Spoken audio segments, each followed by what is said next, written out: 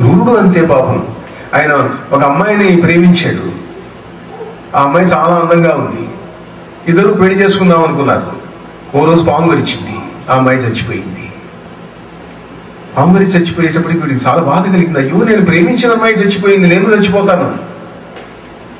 చచ్చిపోయి సాధించేది ఏమున్నది? చచ్చి సాధించేది ఏం లేదు, బతికి సాధించాలి. అందరూ చూస్తున్నారు. ఆ దుఃఖాన్ని భరించలేక ఊరి బయటికి వెళ్ళాడు. ఊరికి బయటికి వెళ్ళి ఏడుస్తున్నాడు. దేవతలను ప్రార్థించడం మొదలుపెట్టాడు. అయ్యా, నేను ప్రేమించి నీ అమ్మాయిని బతికించండి. ఎవరైనా మంత్రసిద్ధులు ఉండొచ్చు.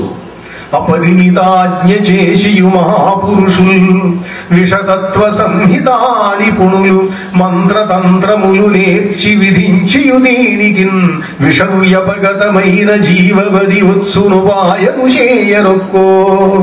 నా తపము జపము అధ్యయన దాన ఫలములు నిత్తు వారికి అలయక ఏను దేవయజనధ్యయన వ్రత పుణ్య కర్మములు సలిపితినేని నేన గురు సద్విజ భక్తుడనేని నేనాత్యలఘు తపస్వినేని దివిజాధిపభూసురులారా మన్మనో నిలయగు ఈ ప్రమద్వరకు నిర్విషమయ్యడుగాక మీదయన్. ఈ ప్రమద్వరకు నిర్విషమగునుగాక. నేను చేసిన తపస్సంతా ధారపోస్తా. నేను చేసిన వ్రతములు, జపములు, నేను చేసిన అధ్యయనం అన్నీ ధారపోస్తా. ఈ అమ్మాయిని బతికించండి, నా ప్రేయసిని, నా ప్రియురాలిని. అంతరిక్షంలో ఉన్న దేవతలు వింటుంటారు మనం చేసే ప్రార్థనలన్నింటినీ కూడా. వాళ్ళకు నచ్చితే వస్తారు. ఒక దేవదూత వచ్చాడు. ఏమిటయ్యా ఈ పని చేస్తున్నావు నువ్వు? చచ్చినవాడు బతుకుతారా అంటే బతకాలే. నా భార్య బతికి తీరాలే, నా ప్రియురాలు బతికి తీరాలి. మేము మీ ఇద్దరం త్వరలో పెళ్లి చేసుకుందాం అనుకున్నాము. ఏమైనా సరే చేస్తావా నువ్వు? చేస్తాను. నీ ఆయుర్దాయంలో సగం ఇస్తావుటయ్యా? ఇస్తాను. సరే, సగం ఆయుర్దాయం ఇవ్వు, నీ భార్య బతుకుతుంది. ఈ దేవదూత ఏం చేశాడనంటే ఒక క్షణంలో వీడితో మాట్లాడుతూనే ఉన్నాడు. దేవతల శక్తి సామాన్యమైంది కాదు. ఆ అమ్మాయిని కన్న తండ్రి ఉన్నాడు, విశ్వావసుడని గంధర్వుడు. ఆయన దగ్గరికి వెళ్ళాడు. మీ అమ్మాయిని పాము గరిచి చచ్చిపోయిందయ్యా, నువ్వు ఇక్కడ చూస్తూ కూర్చున్నావేమిటి అన్నాడు. ఏం నాకు తెలియదే, అదేమైంది అన్నాడు. ఇది జరిగింది అన్నాడు. మరి ఎట్లా అమ్మాయిని బతికించాలి? ఆ అమ్మాయికి ఒక మంచి లవరు, మంచి ప్రేమికుడు ఉన్నాడు. వాడు చాలా బాధపడుతున్నాడు. మరి వాడి కోసం ఉన్నా మనం బతికించాలి, అమ్మాయి సుఖంగా ఉండాలి కదా అన్నాడు. ఎట్లా బతికించడం అన్నాడు. అదేమిటయ్యా, మన ఇద్దరం పోయి యమధర్మరాజును అడుగుదాంపా అన్నాడు.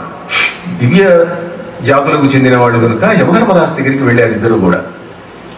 వెళ్ళి మా అమ్మాయినండి కాస్త బతికించండి అంటే, ఏమిటయ్యా అమ్మాయి ఆయుర్దాయం అయిపోయింది, ఇదేం అకాల మరణం కూడా కాదు, అమ్మాయి ఆయువు అయిపోయింది, ఇప్పుడు ఎట్లా, అది తప్పదు, బతకటం కష్టమయ్యా అన్నాడు యమధర్మరాజు. కొంచెం ఏదైనా స్పెషల్ కేసు కింద కన్సిడర్ చేయండి అని వీళ్ళిద్దరూ బతికులాడారు. బతికులాడితే సరే ఏదో మీరు వచ్చారు చేద్దాంలే స్పెషల్ కేసు కింద. వాడు ఎవడో ప్రేమికుడు ఉన్నాడు అన్నారు కదా, వాడు సగం ఆయుర్దాయం ఇమ్మనండి, ఇద్దరు చెరిసగం బతుకుతారు, పర్వాలేదు. అది అమలు చేశారన్నమాట. ఒకసారి దత్త పురాణంలో ఒక అద్భుతమైన కథ ఉన్నది. దత్తస్వామి ఉన్నాడు, కూర్చుండేటప్పటికీ భక్తులందరూ వరుసగా వస్తున్నారు, నమస్కారం చేస్తున్నారు, ఆశీర్వదిస్తున్నాడు, వెళ్తున్నారు. ఒక ఆవిడ ఏడుస్తూ వచ్చింది. వచ్చి కాళ్ళ మీద పడి నమస్కారం చేసింది. సుమంగళి దీర్ఘ సుమంగళి భవ అని ఆశీర్వదించాడు ఆయన.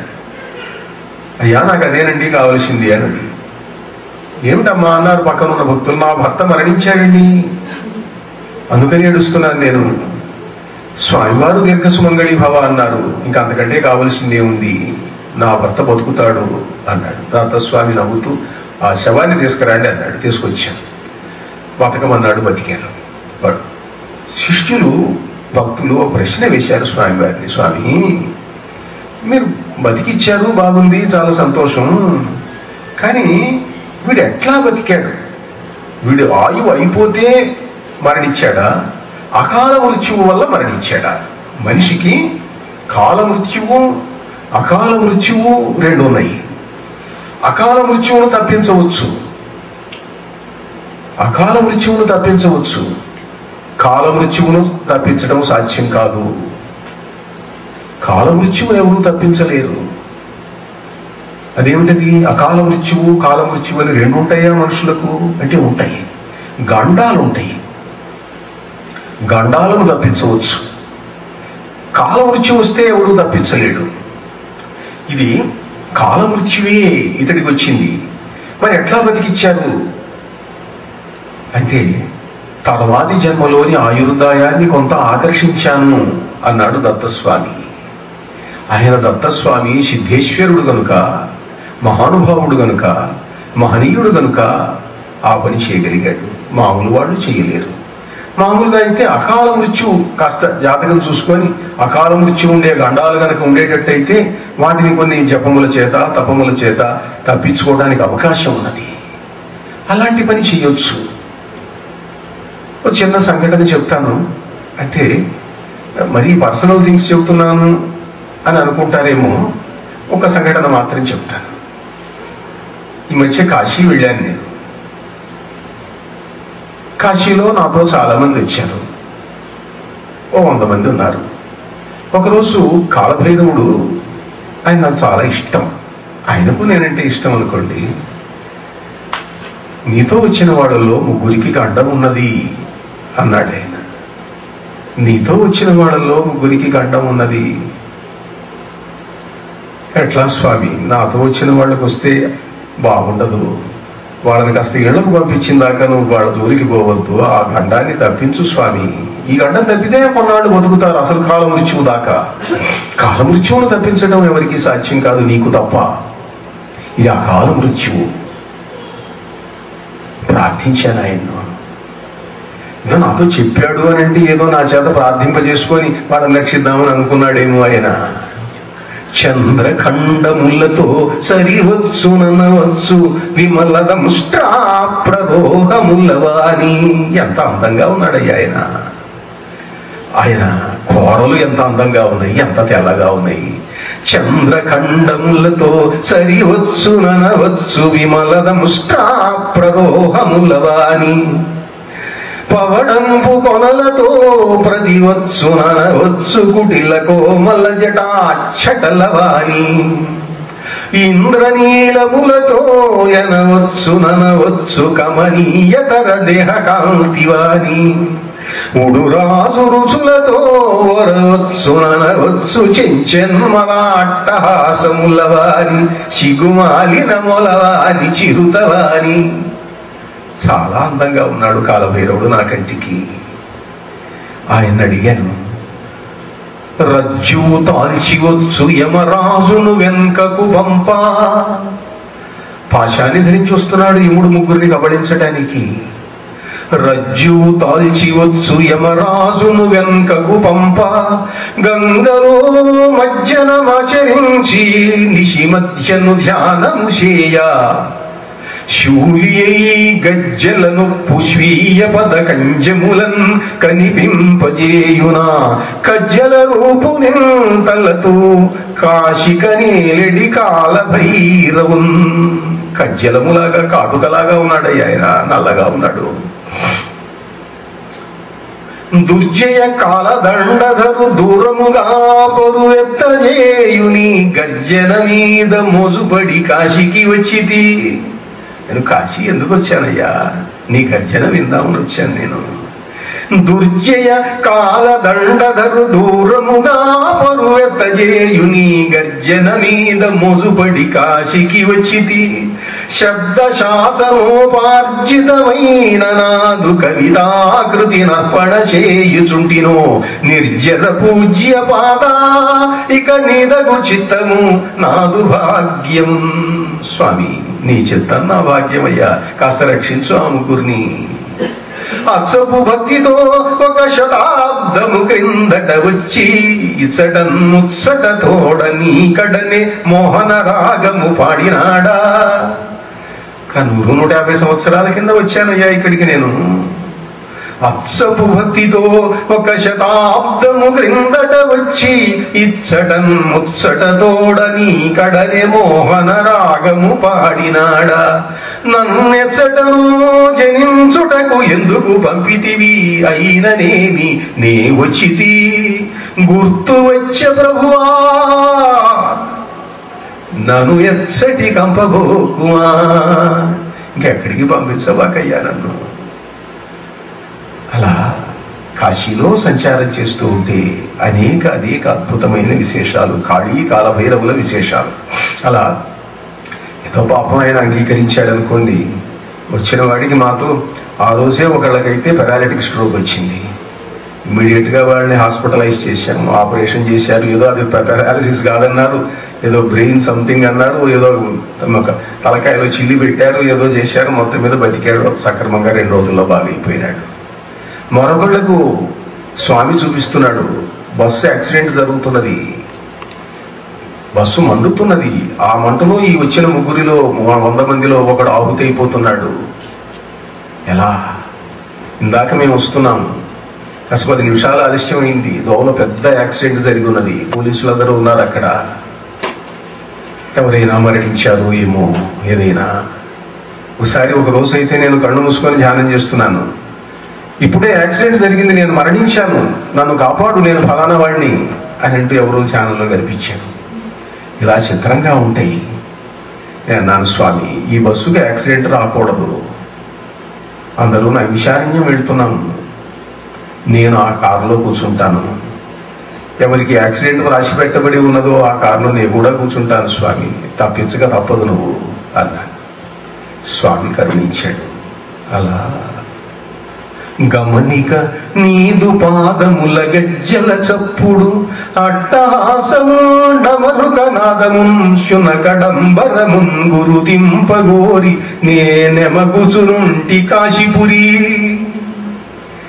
నీ శ్వానం ఎక్కడ కనిపిస్తుందా, నీ డమరుగం ఎక్కడ వినిపిస్తుందా, వినాలని వచ్చానయ్యా నేను. నీదగు మంత్ర జపంబు చేయుచున్ సమయము దాటుచున్నయది స్వామి, ఇకంగమనింపు ఇంకను.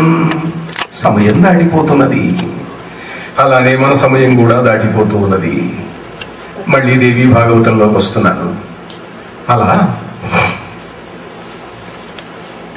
ఉదంక మహర్షి చేసినటువంటి సన్నివేశం, రూరుడు యొక్క సన్నివేశం, ప్రమద్వరను బతికించుకున్నాడు రూరుడు. అలా ఉదంకుడి అప్పటి నుంచి రూరుడికి సర్పముల మీద పగ, అందుకని కనిపించిన పావనలో కర్ర పుచ్చుకొని సావగొట్టడం మొదలుపెట్టాడు. అతడి మంచి దండధరుడై దుడ్డు కర్ర తీసుకొని తిరుగుతూ ఉండేవాడు. పాములన్నీ వాడిని చూస్తే భయపడేవి ఆ రురుడిని చూస్తే. ఆ రురుడు కూడా ఈ సర్పయాగంలో ప్రధాన స్థానం వహించాడు. ఉదంక మహర్షి ఆయనది అంతే. ఆయన తన గురుపత్ని కుండలములు తెమ్మని అడిగితే తెస్తూ ఉంటే తక్షకుడు అపహరించాడు. అపహరిస్తే తక్షకుడు వెంటపడ్డాడు. మనిషిలాగా ఉన్నాడు. తాను ఏదో చెట్టుకు మూట వేలాడగట్టి సంధ్యావందనం చేసుకుంటుంటే వాడు వచ్చి కాజేశాడు గబిక్కిన మూట విప్పుకొని. వెంటపడ్డాడు. ఉన్నట్టుండి సర్పంలాగా మారిపోయినాడు. ఒక పుట్టలోకి దూరాడు. పుట్టలోకి దూరి లోపలికి వెళ్ళాడు. ఇతడు కర్రపో తీసుకున్నాడు, పుట్టను నవ్వటం మొదలు పెట్టాడు. ఎంత దగ్గర ఆ పుట్ట లోతు వస్తున్నది. ఆ పుట్టకు అంతు కనపడలేదు, తక్షకుడు కనపడలేదు. ఏమైపోయినాడు? ఎంత లోతు, ఎంత లోతు, ఎంత లోతైనా పెద్ద బొరియలు కనిపిస్తున్నాయి లోపలికి. ఎంత తవ్వగలడు ఇతడు? అయ్యో ఎట్లా ఎట్లా? ఇన్నాళ్లుగా అతడు ఇంద్రమంత్రం చేస్తున్నాడు. ఇంద్రుడి యొక్క భక్తుడు అతను. వజ్రస్య భర్త భువనస్య గోప్త వృత్రస్య హంత నముచేర్నిహంత కృష్ణే వసానో వసనే మహాత్మన్ సత్యామృతేయో వివినక్తి లోకే యో వాజినం గర్భమపాం పురాణం వైశ్వానరం వాహనమభ్యుపైతి నమోస్తు తస్మై జగదీశ్వరాయ లోకత్రయేశాయ పురందరాయ. ఇంద్రుడిని ప్రార్థిస్తున్నాడు. ఆ ఇంద్రుడు అతడి చేతిలో ఉన్నటువంటి ఆ కర్ర ముక్కలో వజ్రశక్తిని ప్రవేశపెట్టాడు. వజ్రస్య భర్త భువనస్య గోప్త.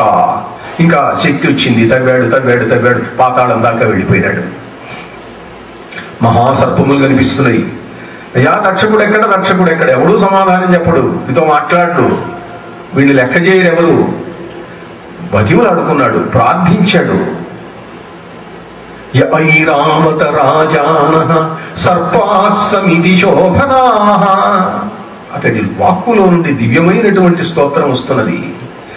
ఐరావత రాజాన సర్పా సమితి శోభనా క్షరంత ఇవ జీమూతా సవిద్యుత్పవనేరితా సురూపా బహురూపాశ్చ తథా కల్మాషకుండలా ఆదిత్యవన్నాగపృష్ఠేరేజురైరావతోద్భవా బహూని నాగవేష్మాని గంగాయాస్తీర ఉత్తరే తత్ర స్థానపి సంస్థౌని మహతః పన్నగా ఇచ్చేత్కోర్కాంశు సేవాయాం చర్తువైరావతం వినా అహమైరావత జ్యేష్ఠ భ్రాతృభ్యో కరవన్నమః యస్య వాసః కురుక్షేత్రే ఖాండవే చాభవత్పురా తం నాగరాజమస్తౌషం కుండలార్ధాయ తక్షకం తక్షకశ్చాశ్వసేనశ్చ నిత్యం సహచరావుభౌ కురుక్షేత్రే చ వసతాం